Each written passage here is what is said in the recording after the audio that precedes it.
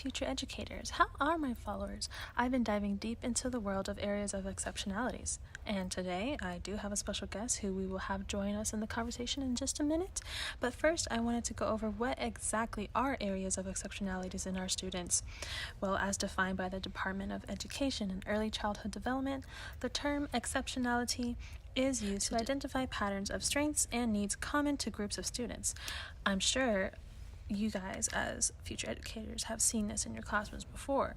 We're going to gain even more insight today into what is important to remember as future educators teaching students who have exceptionalities. Well, let me just name a couple of exceptionalities. There are a few to name. There are acquired brain injuries, developmental delays, gifted and talented students, medical conditions, specific learning disorders, and many, many more, which I cannot go into because there are so many. But now, without further ado, this special guest is an expert in this area of exceptionalities, an educator and doctor now of 10 years, someone who I am so excited and so honored to have with us here today, Dr. Alyssa Hunko. Good afternoon, educators. Thank you for that introduction, Deja. I'm excited to talk about something I'm so passionate about, which is gifted and talented learners, who we often forget require special needs. Special needs for gifted and talented learners? Well, that's not something you hear every day. Sounds odd, I know, but it's true. Equality does not mean that all students receive the same services, but that all students receive the same opportunities to grow. Educators tend to stop teaching GT students advanced materials because they are so ahead. Teachers may find gifted students threatening or feel that they have nothing to teach them. The reality is that classroom teachers are gifted students' best chances for having their gifts recognized. Yes, the idea of equality versus equity.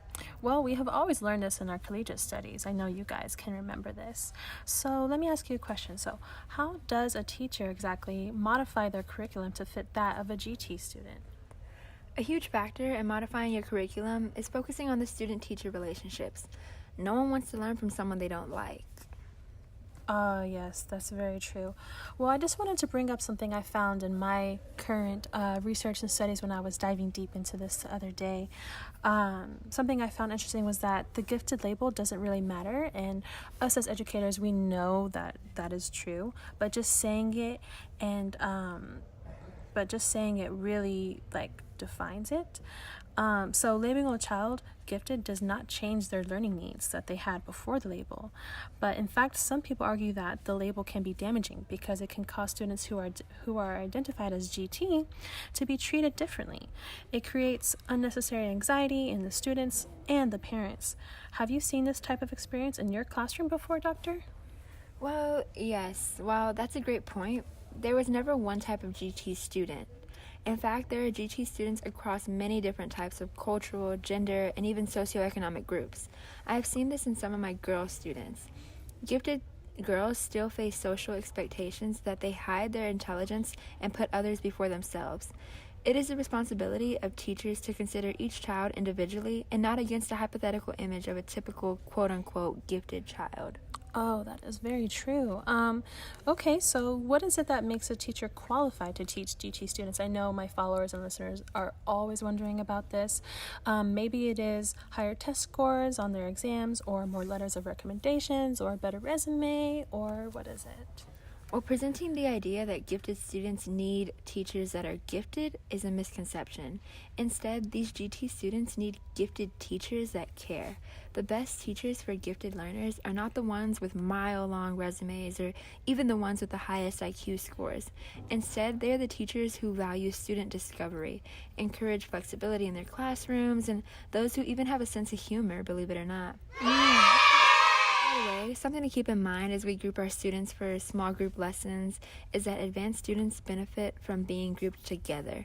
Pairing a low ability student with the high ability student academically benefits the low ability student only. Oh, that is very true. I know my followers always are asking if we should group low ability with high ability, and that makes sense. Wow, great. Well, unfortunately, that is all the time we have for today, Doctor. What great insight we have now. Thank you so much for joining me in this conversation.